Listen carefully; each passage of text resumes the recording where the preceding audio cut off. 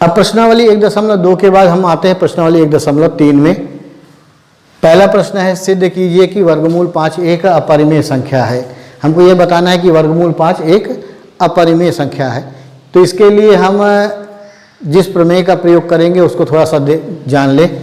इसमें हम प्रमेय 1.3 का प्रयोग करेंगे और उस प्रमेय के अनुसार यदि कोई संख्या a है और यदि वो p स्क्वायर को विभाजित करती है, यदि संख्या a p स्क्वायर को विभाजित करती है तब संख्या a p को भी विभाजित करेगी। तो इस प्रमेय का हमको प्रयोग करना है कि यदि संख्या a p स्क्वायर को विभाजित करती है तो संख्या a p को भी विभाजित करेगी। जैसे मान लेते हैं हम कोई संख्या है 5, अब p स्क्वायर वाली कोई संख्या है 625, तो हमको ये मालूम है कि 5 जो है वो 625 को विभाजित करता है, तो 625/5 बराबर 125। इसका मतलब क्या है, 5 जो है वो 625 को विभाजित करता है। तब क्या होगा, p का मान कितना हो जाएगा 25 और ये 5, तब 5 जो है वो 25 को भी विभाजित करेगा, 25/5 बराबर 5। तो इस प्रमेय का ये मतलब है। अब दूसरा जो मुख्य बात है वो समझ लीजिए कि जो परिमेय संख्या है जिसे हम p/q से डिनोट कर सकते हैं, दर्शा सकते हैं, तो यहाँ पे तो आपको ये मालूम है p और q जो है वो पूर्णांक होने चाहिए और q का मान 0 के बराबर नहीं होना चाहिए, ये तो बताया गया है। किंतु इसमें एक बात आपको और याद रखना है कि ये जो pq है ये सब सह अभाज्य संख्या होना चाहिए। मतलब इसका मतलब क्या है, pq सह अभाज्य संख्या होनी चाहिए, ये बात भी आपको याद रखना है। अब क्या है, सह अभाज्य संख्या क्या होती है ये भी आप थोड़ा सा जान लीजिए। हो सकता है आपको पता हो, परंतु फिर भी एक बार देख लीजिए तो मेमोरी में आ जाएगा कि यदि p और q सह अभाज्य कब होंगे, जब दोनों का HCF महत्तम समावर्तक 1 निकलेगा। ठीक है, मतलब जो संख्या होंगी उनमें कोई सार्वभाजक नहीं होना चाहिए, उसका महत्तम 1 के बराबर होना चाहिए। जैसे 3/5 यह एक परिमेय संख्या होगी। उसका कारण क्या है, सबसे पहली बात यह है कि ये इंटीजर्स है, ये पूर्णांक है और जो q का मान है वो 5 है जो 0 के बराबर नहीं है। और इसके साथ साथ एक बात और याद रखना है कि यदि हम 3 और 5 का महत्तम समावर्तक लेंगे तो वो 1 के बराबर आना चाहिए। तो ये बात जरूरी है कि p और q सह अभाज्य संख्या हो, उसका कोई सार्वभाजक ना हो। ठीक है, जैसे मान लो 6/8 है, 6/8 को आप यदि ध्यान से देखेंगे तो p/q के रूप में है, परंतु q का मान 0 नहीं है, तो ये परिमेय संख्या है। परंतु इन दोनों का जब महत्तम समावर्तक निकालेंगे, HCF निकालेंगे, तब क्या हो जाएगा, ये 6 और 8 का HCF कितना आ जाएगा 2, तो ये संख्या 2 से कट रही है, इसीलिए ये परिमेय संख्या नहीं है, ये तुल्य परिमेय संख्या है। तो आपको ये याद रखना है, जो परिमेय संख्या है होगी उसके अंश और हर का जो महत्तम समावर्तक वो 1 होना चाहिए। इस कंडीशन को आप याद रखेंगे तो ये प्रश्न आपको आसानी से समझ में आ जाएगा। अब हम प्रश्न को हल करते हैं।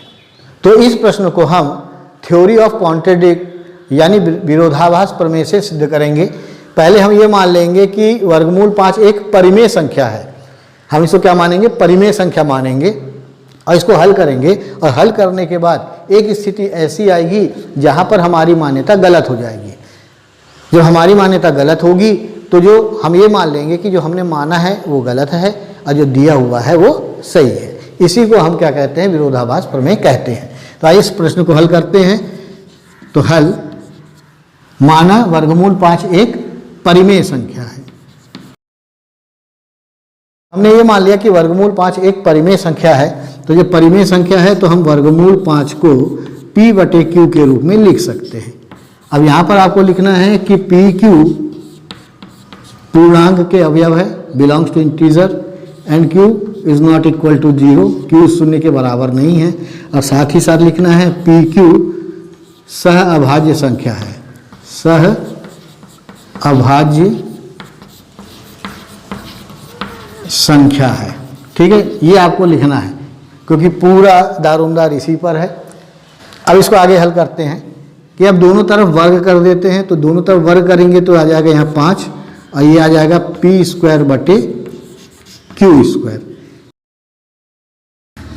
अब इसको यहाँ पक्षांतर कर देते हैं, तो इसको पक्षांतर करेंगे तो आ जाएगा 5q स्क्वायर बटे पी स्क्वायर।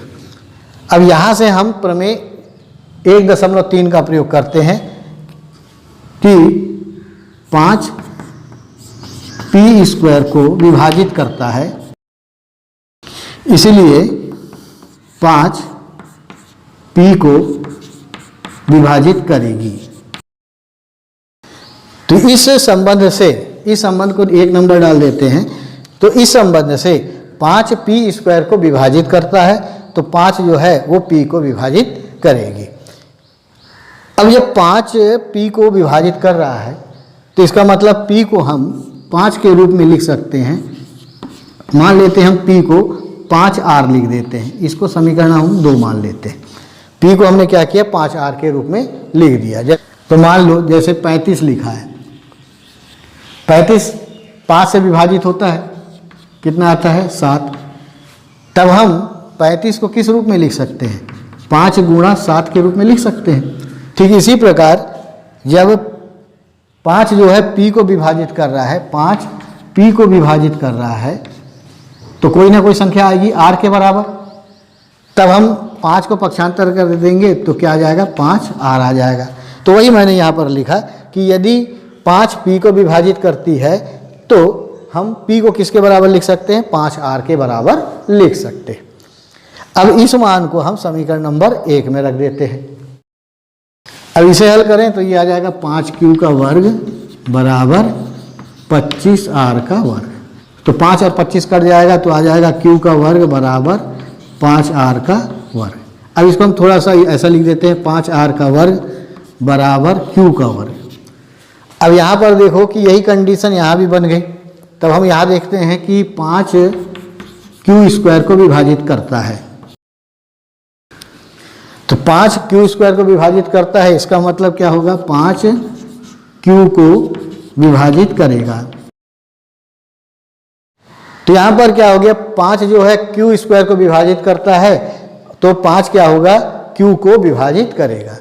अब यहाँ पर समझिए कि यहाँ पर इस लाइन को देखिए कि 5 जो है p को विभाजित करता है, और इस लाइन में देखिए कि लिखा है कि 5 q को विभाजित करता है।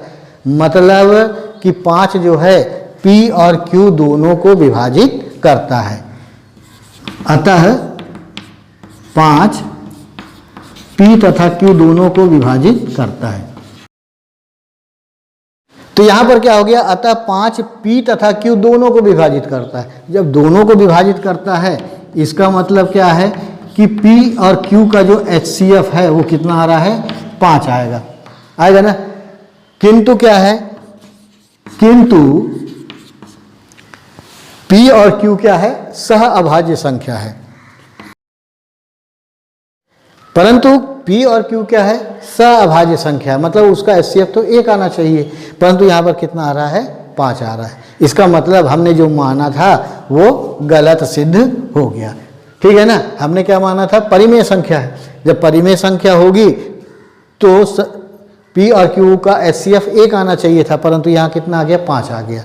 तो जो हमने माना वो गलत हुआ। तो हम ये लिखेंगे, अतः मान्यता गलत हुई।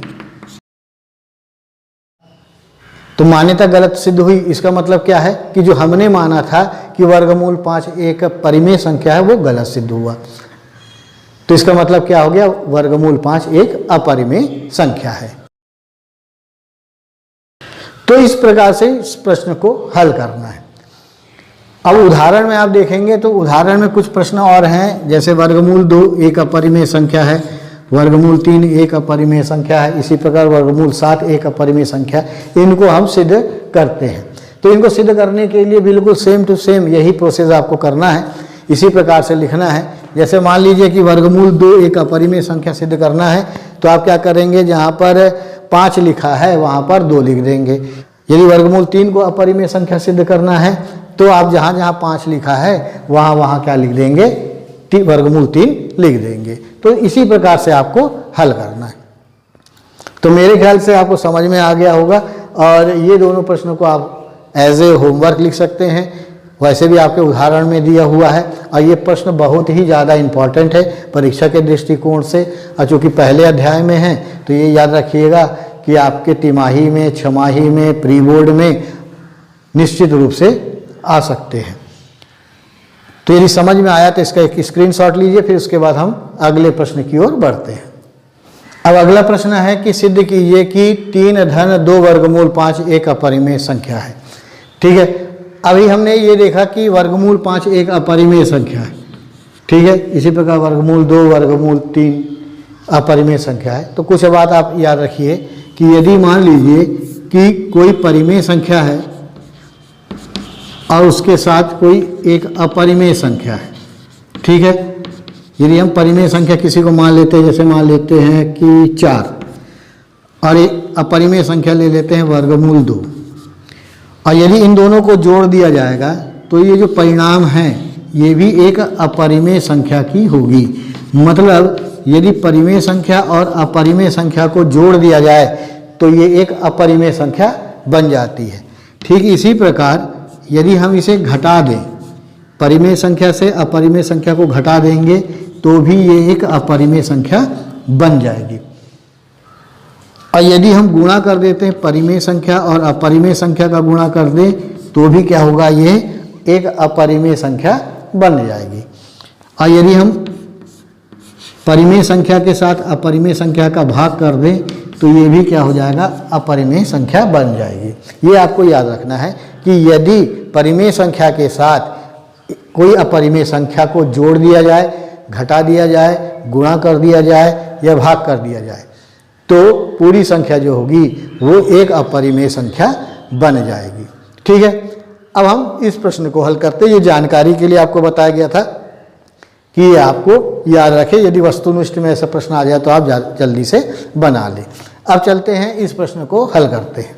अब इस प्रश्न को हम किस प्रकार से हल करते हैं कि हम ये मान लेते हैं कि माना 3 धन 2 वर्गमूल 5 एक परिमेय संख्या है। ठीक है, इसको भी हम परिमेय संख्या मान लेंगे और फिर विरोधाभास लगाएंगे। तो यहाँ पर क्या हो जाएगा, 3 धन 2 वर्गमूल 5 यदि परिमेय संख्या है तो इसे हम P/Q के रूप में लिख सकते हैं। और यहाँ पर आप लिख दीजिए P तथा Q पूर्णांक है और Q 0 के बराबर नहीं है। और साथ ही साथ लिख दीजिए P और Q जो है सह अभाज्य संख्या है। ये आप जरूर लिखें।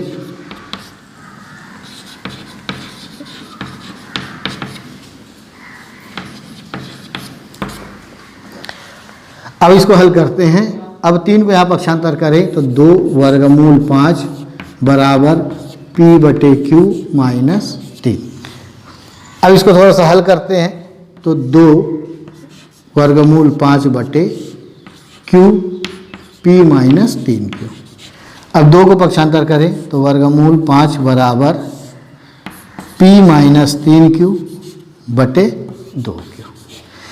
अब यहाँ से हमको तर्क लगाना शुरू करना पड़ेगा।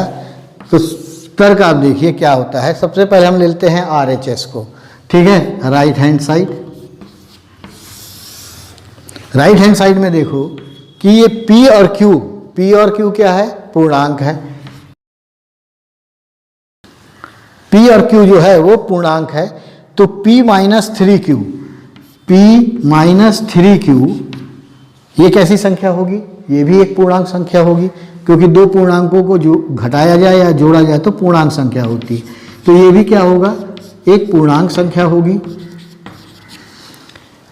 अब क्या है, अब इसको ले लो कि P माइनस 3Q/2Q। तो ये पूर्णांक है और ये भी पूर्णांक है। तो जब दोनों पूर्णांक है तो ये क्या हो जाएगी, परिमेय संख्या हो जाएगी। तो RHS में जो आया है वो एक परिमेय संख्या है। अब लेफ्ट हैंड साइड की बात करूँ, LHS की बात करें तो LHS में क्या है, केवल वर्गमूल 5 अकेला बैठा हुआ है। और ये कैसी संख्या है, एक अपरिमेय संख्या है। तब हम यहाँ देखते हैं कि LHS में अपरिमेय संख्या है और RHS में परिमेय संख्या है, तो क्या दोनों बराबर हो सकते हैं? क्या परिमेय संख्या और अपरिमेय संख्या बराबर हो सकते हैं? तो नहीं हो सकते। इसीलिए क्या होगा कि वर्गमूल 5 बराबर नहीं है P-3Q/2Q। यहीं पर हमारी मान्यता गलत हो गई कि दोनों बराबर आ रहे हैं, परिमेय संख्या और अपरिमेय संख्या बराबर आ रहे हैं। यही मान्यता हमारी गलत है। तो जब ये मान्यता गलत है तब यहाँ पर मैं लिख देता हूँ, जगह नहीं है, कि तब नीचे लिख देंगे अतः मान्यता गलत सिद्ध हुई। इसका मतलब है कि 3^2 एक अपरिमेय संख्या है। यहाँ पर क्या है, मान्यता गलत सिद्ध हुई, इसीलिए 3^2 एक अपरिमेय संख्या है। थोड़ा वहाँ कंजेस्टेड हो गया तो थोड़ा समझ लीजिएगा, बाकी स्क्रीनशॉट ले लीजिएगा, बिल्कुल साफ है। इसके बाद हम चलते हैं आगे।